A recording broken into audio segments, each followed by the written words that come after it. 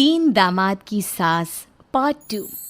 अब तक आपने सुना कि कावेरी जी अपनी तीनों बेटियों ईशा, मोहिनी और सुहाना की शादी तीन घर जमाई लड़कों के साथ करवा देती है। उन्हें लगता है कि ये लड़के शायद घर का कामकाज संभाल लेंगे, लेकिन उनके तीनों घर जमाई बहुत आलसी थे। वो नौकरी भी नहीं करते थे और बाहर का काम भी नहीं। कावेरी जी ने अपनी बेटियों से कहा कि वो प्रेगनेंसी का बहाना बनाकर अपने पतियों को सबक सिखाए। अब सुनिए आगे।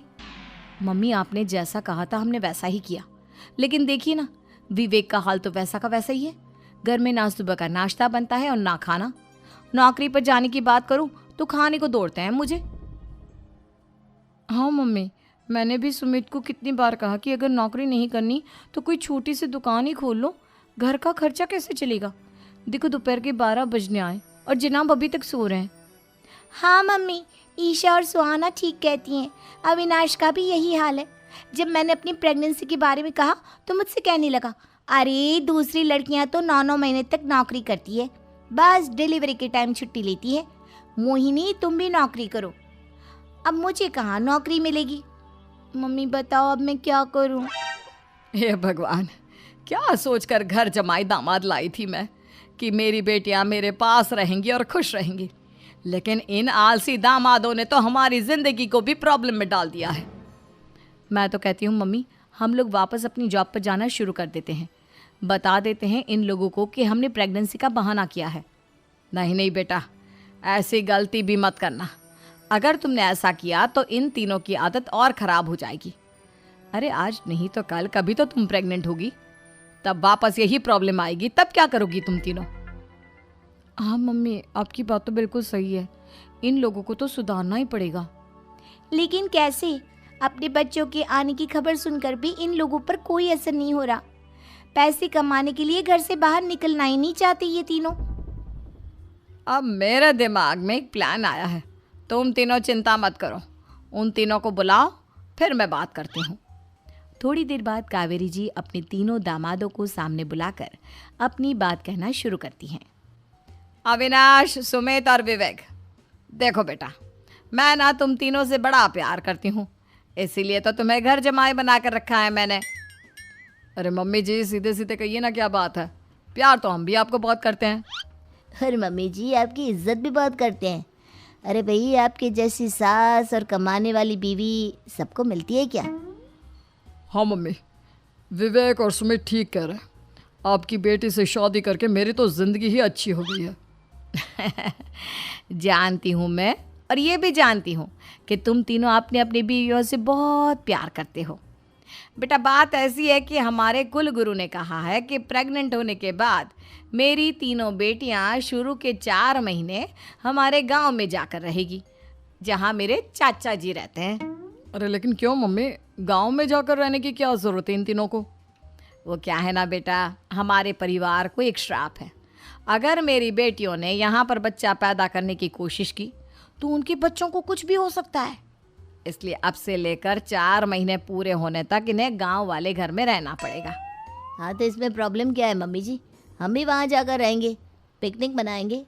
अरे भाई, बीवी जहाँ हम भी वहाँ। हाँ यार, आइडिया तो बहुत अच्छा है।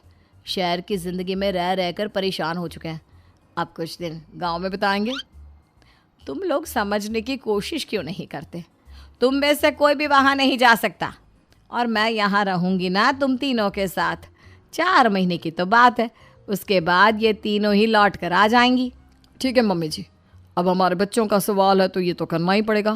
कावेरी अपनी तीनों बेटियों को कुछ दिन के लिए घर से बाहर कहीं दूसरे शहर में रहने के लिए भेज देती है। कुछ दिनों के बाद, अरे मम्मी जी, बहुत दिन से पिज्ज़ा नहीं खाया, मंगवाइए ना। क्या बताऊं बेटा, पहले तो बेटियां खर्चा दे देती थी क्योंकि उनकी नौकरी थी, लेकिन अब तो मेरे पास पैसे ही नहीं बचे। थोड़े बहुत पैसे हैं जो बच्चों की डिलीवरी में काम आएंगे। लेकिन मम्मी जी, आपकी बेटियों को वापस आने में तो अभी बहुत वक्त बाकी है। वही सोच सोच कर परेशान हो रही हूँ। सोच रही हूँ कल से दूध भी बंद करवा देती हूँ। अब दूध वाले को देने के लिए पैसे भी तो नहीं है ना। अरे नहीं नहीं मम्मी जी, अगर दूध भी बंद करवा दोगी तो मुझे चाय कहाँ से मिलेगी? और चाय के बिना मैं तो मर ही जाऊंगा। क्या करूं बेटा, इसके अलावा हमारे पास कोई ऑप्शन नहीं है, मेरे पास पैसे ही नहीं बचे। इस तरह कावेरी जी धीरे धीरे अपने तीनों दामादों को पैसे देना बंद कर देती हैं और घर में खाने पीने की चीजें लाना भी बंद कर देती है। अब वो तीनों बुरी तरह से परेशान होने लगे थे और इसलिए एक दिन तीनों प्लान करके घर से बाहर निकलते हैं और बाजार में जाने के बाद यार अच्छा खाना खाए हुए कितने दिन हो गए, पता नहीं कब अच्छा खाना मिलेगा। हमारी बीवियों के जाने के बाद तो हमारी हालत भिखारियों जैसी हो गई है यार। कुछ भी हो, मुझे तो आज पिज्ज़ा खाना ही खाना है। जेब में 1 रुपया नहीं है और पिज्ज़ा खाएगा, कहाँ से आएंगे पैसे? अरे देख वहाँ सामने बोर्ड पर क्या लिखा हुआ है, कंप्यूटर पर काम करने के लिए एक आदमी की आवश्यकता है। भाई मैं तो जा रहा हूँ, काम करूँगा और शाम तक पैसे लाकर आराम से पिज्ज़ा खाऊंगा। जा जा, तुझे कोई काम नहीं देने वाला, हम तो घर जा रहे हैं। चल भाई सुमित। सुमित और अविनाश वहाँ से चले जाते हैं और विवेक उस कंप्यूटर शॉप पर सारा दिन काम करके 5,000 रुपये कमा कर घर लौट कर आता है और अपने खाने के लिए अच्छी अच्छी चीज़ें भी लेकर आता है।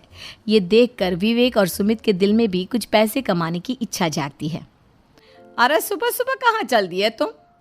मम्मी जी एक बहुत अच्छी जगह मिली है, कंप्यूटर पर काम करने के 5,000 मिले थे कल मुझे।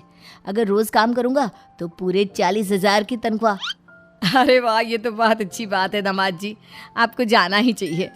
सुमित और अविनाश विवेक को इस तरह तरक्की करते देखकर परेशान हो जाते हैं और वो दोनों भी काम की तलाश में निकल पड़ते हैं। धीरे धीरे उन दोनों को भी काम मिल जाता है। अब कावेरी के तीनों दामाद छोटी मोटी नौकरी करके अच्छा पैसा कमाने लगे थे। एक दिन कावेरी उन्हें अपने पास बुलाती हैं। अरे वाह, विवेक 40,000 कमा लेता है, अविनाश 60,000 और सुमित तुम भी 40,000 के आसपास कमा ही लेते हो। कुल मिलाकर तुम अच्छे खासे पैसे कमा रहे हो बेटा।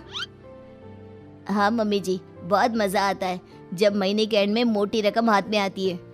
पूछिए मत मम्मी जी, घर में रहकर रोटी बना बना कर और तो जैसा महसूस होने लगा था मुझे तो। हाँ बेटा, तुम तीनों की बात तो बिल्कुल ठीक है और जानते हो अब तुम तीनों की पत्नियां भी वापस लौट कर आने वाली है। लेकिन मम्मी जी अभी तो उन्हें गए सिर्फ 2 महीने हुए हैं, आपने तो कहा था वो 4 महीने के बाद लौट कर आएंगी। ऐसा कुछ नहीं है बेटा, मैं सिर्फ तुम तीनों को सबक सिखाना चाहती थी कि आदमी घर में बैठकर बीवी की कमाई खाता हुआ अच्छा नहीं लगता। इस दुनिया में हर इंसान को मेहनत करनी चाहिए, काम करना चाहिए, चाहे वो औरत हो या आदमी, ताकि अपने परिवार को संभाल सके। कावेरी की बात सुनकर उन तीनों को अपनी गलती का एहसास होता है और कावेरी उन्हें सच बता देती है कि ईशा, सुहाना और मोहिनी शहर में ही कहीं दूसरी जगह रह रहे थे। शाम के वक्त उन तीनों की पत्नियां लौट कर आ जाती है और कावेरी जी का परिवार एक